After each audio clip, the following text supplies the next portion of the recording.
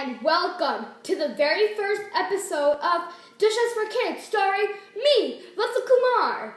In this show, you'll learn how to make basic dishes. And if you're a parent watching this, have your kids cook this. I am a kid myself. You can see my Tom and Jerry shirt. I am 12 years old and I love cooking in the kitchen. Also, another really great thing about working with these kids is that if you're a kid yourself, you can make these dishes and they'll be outstandingly delicious. Now, for this episode, which is the very first episode, we're going to be making basic pancakes. Now, pancakes are one of the easiest things in the world to make. Sorry, I was getting a little off camera. And, it's one of the easiest things to make, and it doesn't require that much effort.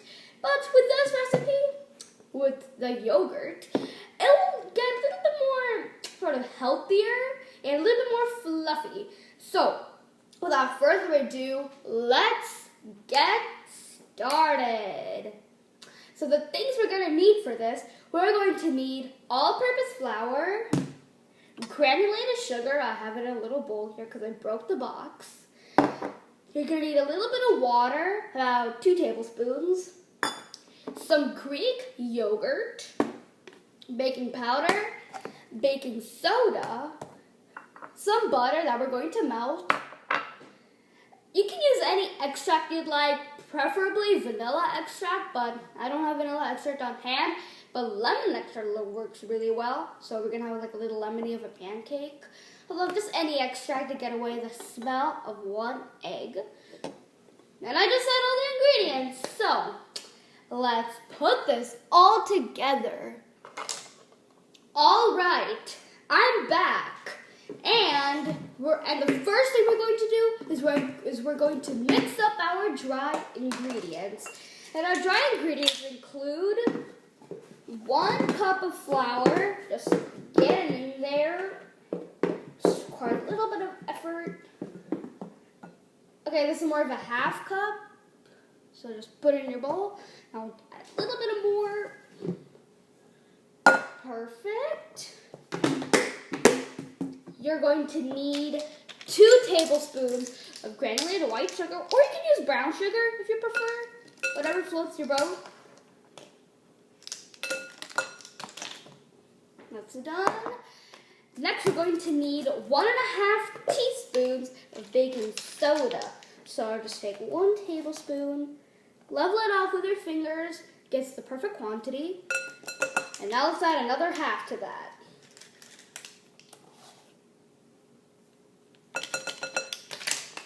Alright, so far so easy.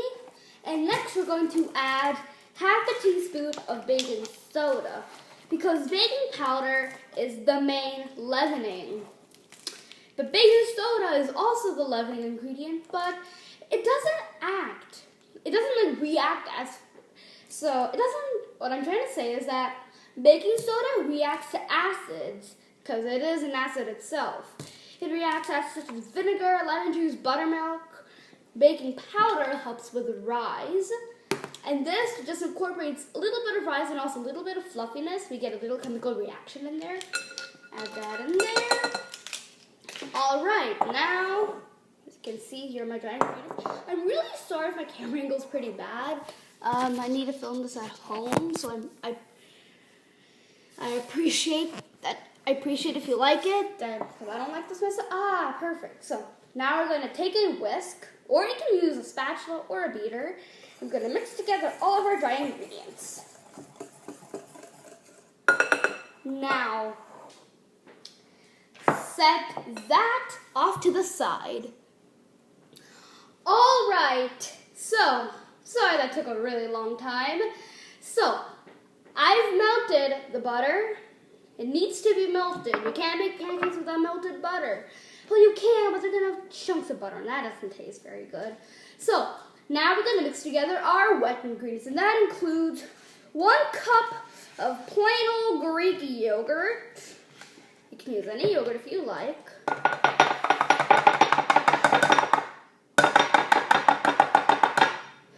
Okay, that was about half. Let's add another half. more or less is fine with these quantities. You want to make sure that they're about right. They don't need to be exact, but you want to make sure that, oh, it's delicious. And next we're going to add 2 tablespoons of water.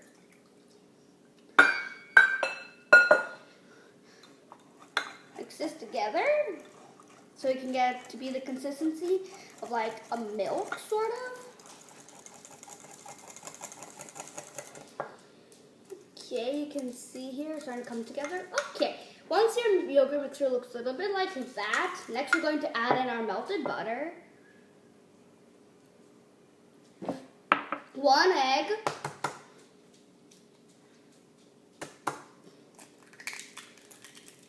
and if you get a shell in there, take it out because nobody wants to eat that. Next, I'm going to take a paper towel, wash your hands, and you're going to place your shell in that. Eggs are very messy to work with, and I am one that doesn't like a lot of messes. Next, after you add your eggs, sorry, this smells really good, you're going to add in about half a teaspoon of your extract. Splash. A little more. Yep, that's good. We don't want this to be like a lemon pancake, but you definitely want a little bit of extra to get away that awful egg taste. So I just mix together all your wet ingredients.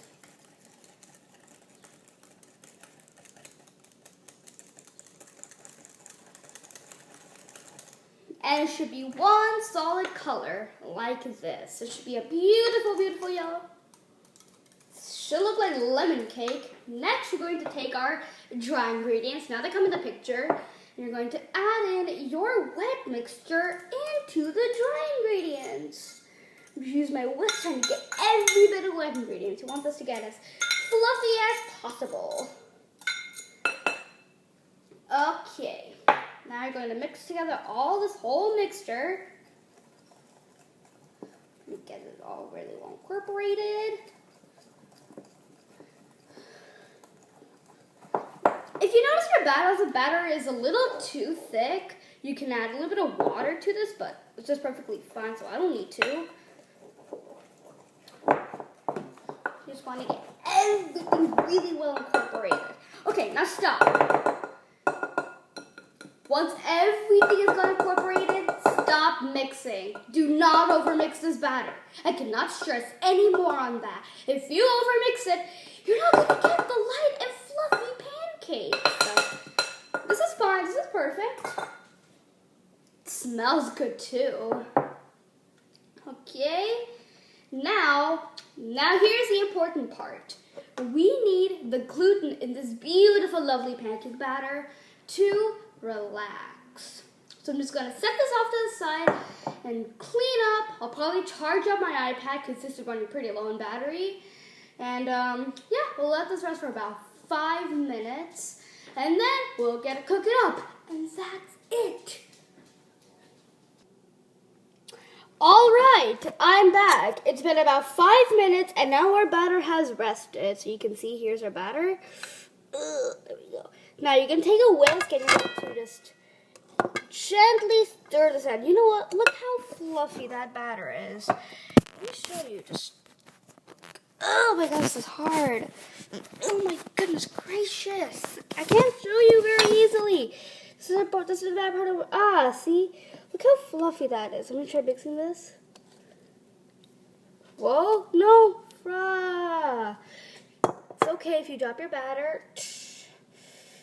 Clean that up later, or now I guess. This is blooper. This is a blooper show. Enjoy your bloopers. Oh, goodness.